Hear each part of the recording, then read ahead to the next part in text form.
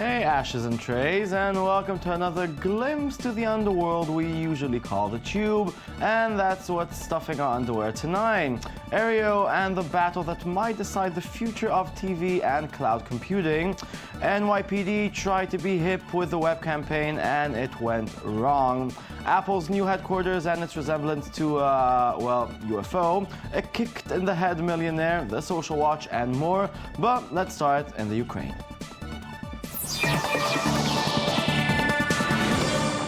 Internet-based Vice News are still trying to get recognition as a serious news outlet. Well, perhaps now they will. Vice journalist Simon Ostrovsky has been taken by militia forces in eastern Ukraine. The reporter for Vice News, who has been filling a brilliant series of videos, dispatches from the Ukrainian front since early March, is now believed to be held in Sloviansk. The Vice spokesperson said in a statement that it is aware of the situation and currently in contact with the American State Department. Here's a bit of Ostrovsky's last report posted on Sunday on Ukrainian forces' failed attempts.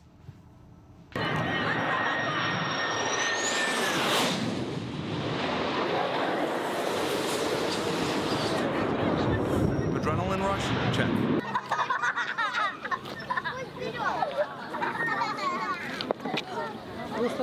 The so-called Ukrainian counterterrorism operation started in earnest yesterday, but today a column of Ukrainian armor moving into Slaviansk, the focal point of the pro-Russia forces, basically gave up their equipment and it's been brought here to the center of Slaviansk, where it's become a local amusement.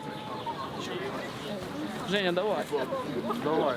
Типа мы тоже офицеры. А что там потом? Wow, okay, we'll put the whole thing for you on our Tumblr. Watch it and learn what real journalism is all about. Now, last Tuesday we talked a little bit about Aereo, that startup that is now fighting for its life in the US Supreme Court, where the first day of litigation commenced yesterday.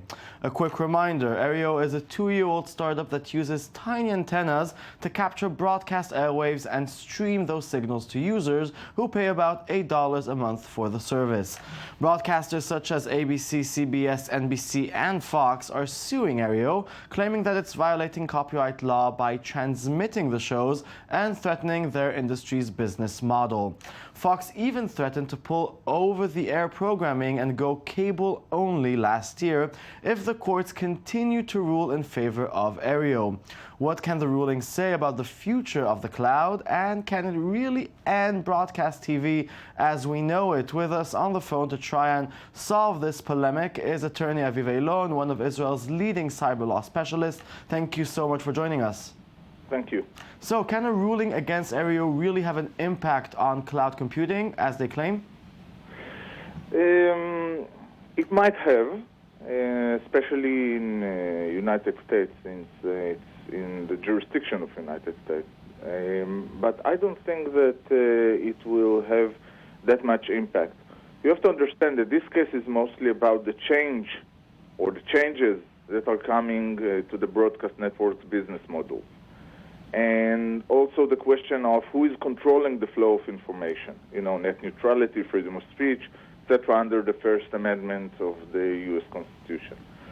So, as you can see from the questions, at least from what I've read, the questions of the Supreme Court judges were not specifically about the merits of the case, but on the broad scope of it. And the implication of what might happen to other technologies. And this is an excellent approach, in my opinion, of the Supreme Court, because it's not going to judge this case only upon its own merits, but also is going to look into the impact of such ruling. So if I understand correctly, it's not that Aereo is really able to hurt the television industry so much itself. It's something bigger that needs to be protected with new laws. Well, if you read the numbers, we're talking about the $3 billion so-called, transmission fees that the broadcast companies get just from transferring the TV information by cable satellite TV systems, which means that we're talking about big money. And it's also about who is controlling the flow of information.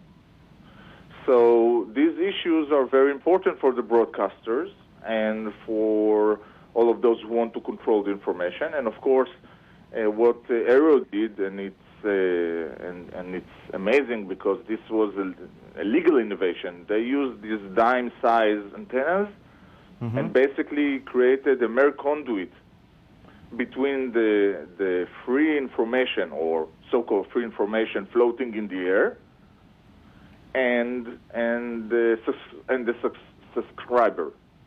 So what I'm saying is that this decision will be one of many, and it will eventually state who can distribute or stream what, where, and when. And this will obviously have many implications on the business models on the one hand, and on the other hand on the freedom of information, freedom of speech. And it will all start in the United States, and we'll see something similar also under the European Union, and maybe in Australia and in other countries. But, you know, the head of the change will be from United States and Europe in this case. We hear about some of the judges at the Supreme Court that learned for the first time about things like cloud computing. Is the judicial system just maybe too old to deal with cases like this? Well, I think to the contrary. I think that the minute they ask the questions and they show their anxiety in brackets of the merits of this case and its implications, it shows that first they are aware that there are technological issues on the one hand, and their implications on legal rights on the other. You could see many other cases in the past that the court didn't actually cared about the technology or the implications and just ruled. So I think this is promising. Some say the legal system in the U.S. is biased in favor of big corporations. Is that really so? Does Aereo even stand a chance? Well, that's an excellent question which I cannot answer without reviewing all cases in the past 50 years. But from my experience in technology law or cyber law, it seems, to the other hand, to the contrary, it seems that they are in favor of the freedom of information, flow of information, and it's regardless of the company, the size, or it is the issue. It is the principle which is important, and not the company or the person behind the claim. Okay, that's from what I've seen. Well, thank you very much for this conversation. We'll keep track on this trial as I promised before. Now let's move on.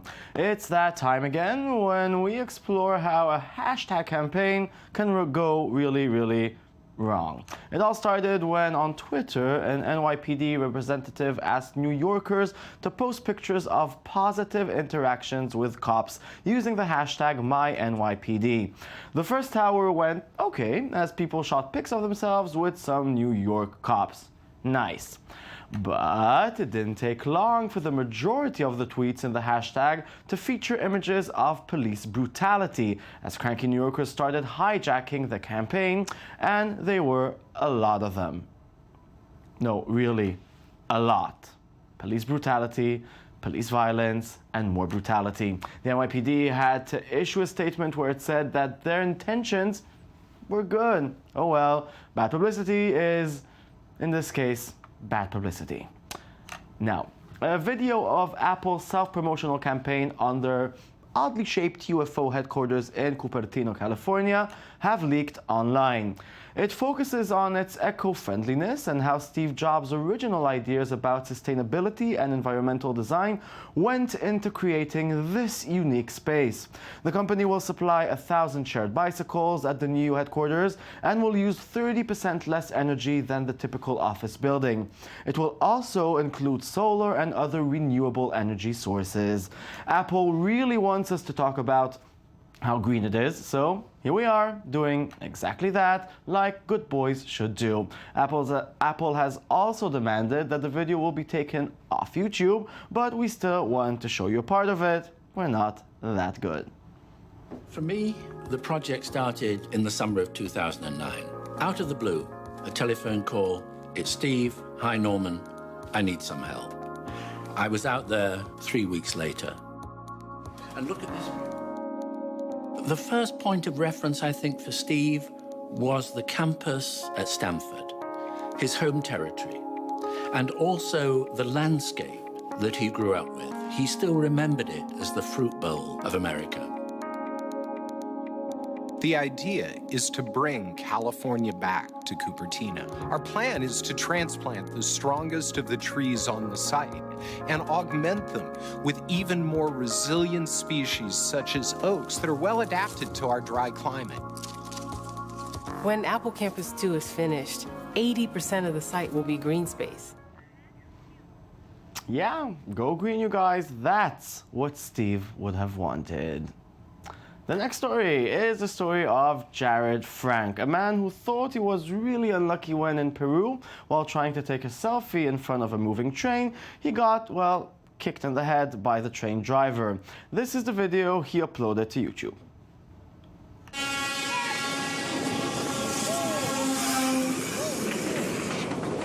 Wow, that guy kicked me in the head! I think I got that on film! Less than a week after Frank posted this video, it has attracted almost 25 million views worldwide. The unusual video has proven to be of considerable interest and has led to Frank being approached by management agencies. Let's watch it again in slow motion.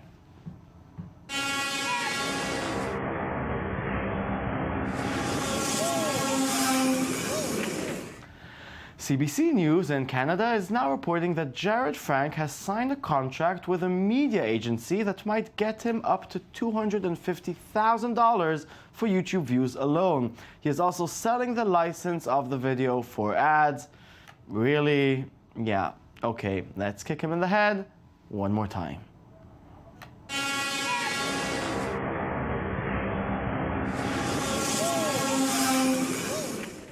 I will never find this funny.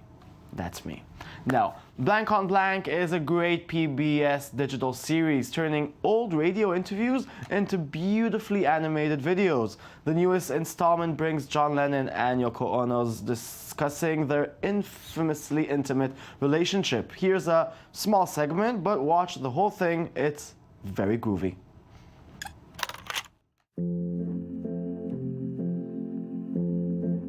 People seem to be having a lot of trouble getting along with each other. I mean, couples. Both of you seem very, very close. What's your secret? It's called love, you know, and there's nothing that splits that up. You know? I mean, you've got to work on it. Like, it is a precious gift, and it's a plant, and you've got to look after it and water it. And you can't just sit on your backside and think, oh, well, we're in love, so that's all right, you know. But that's the secret, you know. It's all true, folks. All you need is love. I can't give you the formula for meeting the person you're going to love, but it's around, you know, and it happens. I mean, it happened to me at 29, and Yoko at 32. And it's a long wait, you know. I didn't think it was, I thought it was an abstract thing, you know. When I was singing about all you need is love, I was talking about something I hadn't experienced. Wow, now a lot of food is being wasted in the world. This brilliant slow-motion video starring web comedian Steve Cardinal, the chat-roulette famous guy, is not helping the situation at all, but it's yummy.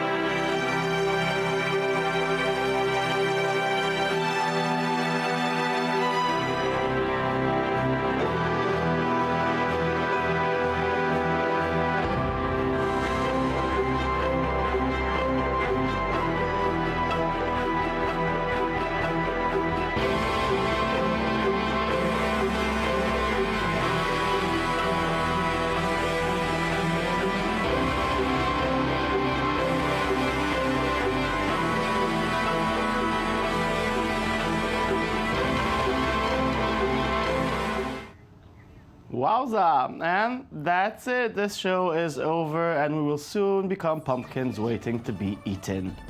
Till that happens, log to our Twitter and then to our Tumblr, it's TheTube24. And if you hear voices inside your head and you feel your ear, always remember what Van Gogh had to say. If you hear a voice within you say, you cannot paint, then by all means paint. And that voice will be silence. That's Vincent Van Gogh. Goodbye. Goodbye.